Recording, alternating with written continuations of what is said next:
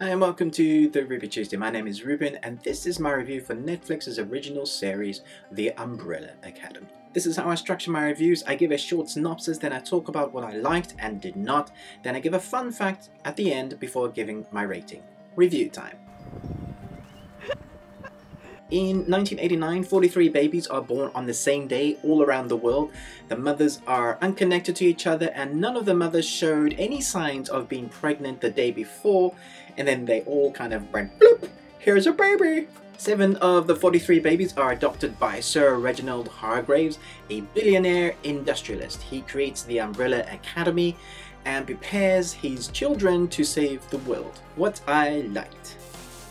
Netflix gave us 10-hour-long episodes to watch and review. This is the entire season, and as usual, all will be available to binge watch on the 15th of February. This series was a breath of fresh air for me. It was like Netflix knew I was longing for something that real, to vibe with it, and I feel like I got what I wanted in this series. I feel like I got what I was hoping for. When I watched the trailer, I thought this looks like something I can really get to grips with, that I'll really enjoy, that doesn't feel like it's been done 1,000 times before. I'll put on a pot of coffee. Some in this type of genre, the stories and films can feel very watered down and not really tangible. The characters can feel a little plastic, very Hollywood, I guess. I don't really like that term, but it does feel like stuff that we've seen 1,000 times that you wish your characters would do. I feel like Umbrella Academy kind of puts that all to a side and says, here, take a look at this. The series is based off the Eisner Award-winning comics and graphic novels created and written by Gerard Way and published by Dark Horse. So these 7 kids grow up together, and in their teenage years the family gets fractured. But later the team come together again when they're in their 30s upon hearing the news that their father has passed away. And this is where the main plot comes into play.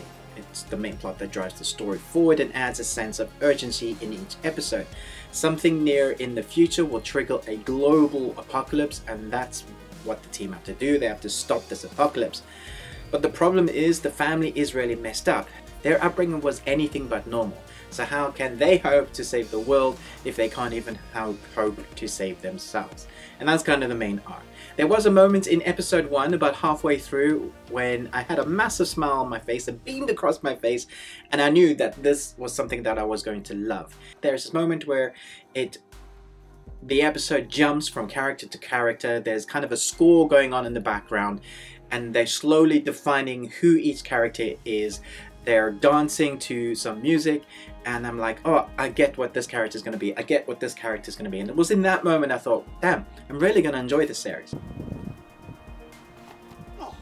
It's definitely a series that will remind you of certain films and other series. The Watchmen, for example, Titans, the new series, a twisted version of the X-Men, Lemony Snicket to some extent. It even looks and feels like The Watchmen. The language and the witty dialogue reminds me of some of how Lemony Snicket series went. And the action is vicious when it needs to be, like the Titans. But I think comparing it to any of those gives it a disservice, or gives this series a disservice. One of the things that I think really shines about this series is where it takes time to spend time on its characters. Every character is defined, there's ample backstory, enough so that by the time the shit hits the fan towards the end of the 10 episodes, towards the main arc, you feel like you know these characters. You feel like when something happens and bad stuff does, and I'm not going to give any spoilers away, but when your characters, I say your because you really do feel like the characters, you can come into contact with them because you've gone through basically 8 hours of them developing the story. You go on these tangents of each episode, sometimes follows a single character and you get to know more about them. So by the time poop does hit the fan, you feel for them, you are there with them. Every single one of these characters are a lot of fun to watch on screen.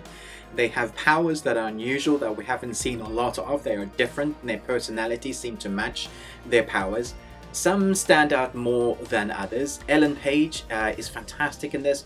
Her character has so much great development throughout the series. It was fascinating to watch, to see her the changes that occur in her character from the beginning of who she is to what she becomes in the end. I love that about her. Oh, shit. I might be a bit biased when it comes to Ellen Page because I'm a massive fan of her work in Beyond Two Souls, the game, and I thought she was excellent in Inception. But the absolute standout for me in this series has got to be Robert Sheeman, who plays Klaus. I've been watching this actor since he first acted in Misfits. I love that series with him in it. He was often the character in Misfits that really kind of stood out to me, that I love to watch his scenes. Every time he was on screen, I was like, I want more of that character. And it's the same here with the Umbrella Academy. In Umbrella Academy, I found that he was often, more than not, the scene stealer. He was perfectly cast for this role, in my opinion. When the tone has been serious for a while in certain scenes, Klaus will come in with a kind of nonsensical line to alleviate the mood. And it's obviously scripted this way, and his character is designed this way, but I think he portrays it so well. And it's so much more than that. It was really interesting to watch. You never know what he's going to do or say or how he's going to act in any given moment. And for a series that is based around the unusual, his character was perfect. Yeah, it's very breathy on the bits. There's honestly so much I could talk about in this series. The score and soundtrack, which I loved, fitted perfectly. The cinematography is great. The weird way it feels like it's set not now, but it is now. The way it's edited, jumping from their past and bringing all the stories together, all the lines together. It doesn't feel disjointed, so it's well edited. Everything kind of just works right. Oh no, oh no, oh no. It's obvious to me that the graphic novel this is based off of is rich and detailed. It's a rich and detailed world, and I think the creators of the show have transferred it over to the screen well. If you have read the comics, let me know what you think of the series, because I'd love to get your input of whether you think they've done this well. Because often that's not the case, but I think we're starting to live in a world where things are transferred well from books, from manga. Recently had Alita Battle Angel, and I believe the fans are really loving that transference, and I am hoping that this will be the same case here. What I did not like. Actually know nothing about the comics this is based on, so I can only imagine that some parts of the story have been changed. That being said, I heard that the comics can be hard to follow in places. I think there's only 2 volumes. I didn't find that the case in the live action adaptation of this story, so that's good. But I was a little annoyed at the ending of the first season. Not because it isn't great, because it is excellent, but I had initially thought that this would be a contained story. Unfortunately, we live in a world where everything has to have many series and universes, and now that I've looked, I know that there are 2 volumes, and there's also volume 0, which I think is part of it. So we're probably going to get another series, maybe a prequel, depends on how popular it is. The ending, in fact, is a cliffhanger. They do a kind of wrap up in the arc, or rather they solve a number of puzzles, and there are many more to be solved, so they didn't wrap everything up, and it does leave you with that moment when you've probably had in other series and films where you go, what the hell just happened? And that very big question will only be answered in a year's time, or maybe longer, depends on how long it takes them to make a second season. It feels like maybe if they had 1 more episode to kind of wrap up the story, they could have left it there. They could have wrapped up the whole arc, and this could have been a self-contained plot. And if I was nitpicking, the main arc I thought was very predictable. I guessed who was going to do what less than halfway through, who was going to be responsible for that big bad apocalypse. I figured it out very quickly. Not that that's an issue, it's the journey getting there that I thought was amazing. Did you know the character Diego, whose special ability is knife throwing, when they filmed a take with him throwing them, they were real. He obviously had training with rubber knives beforehand, but when it came to the actual filming of the content of him throwing the knives, they were all real, so hopefully he didn't miss. The Umbrella Academy, I was riveted by it. It's a lot of fun to watch. I watched it with my wife. We didn't binge watch it, the whole series together at once. We watched it over a few evenings, but it definitely put us over our bedtimes, because on occasion we had to watch that 1 more episode. Oh, is that all? Just to kind of figure out where the adventure was going. It kind of gripped us, and we wanted to know more.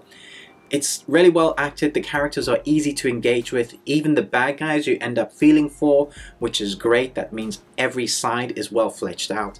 And as such, I'm going to give the Umbrella Academy an A. Thanks for watching my review of the Umbrella Academy. Let's chat about it in the comments below. I'm eager to hear whether you are excited about this one. Have you read the comics? It's supposed to be one of the most anticipated series of 2019. I think it is. A lot of people are talking about it. The comments are your place to go wild. I have a number of other reviews headed your way as well, so if you liked my review and found it informative and helpful, please hit that subscribe button and that bell somewhere. Thank you so much for your continued support. I really do appreciate it. You guys inspire me to keep coming back with more reviews. And remember, most of all, until next time, live long and Tuesday.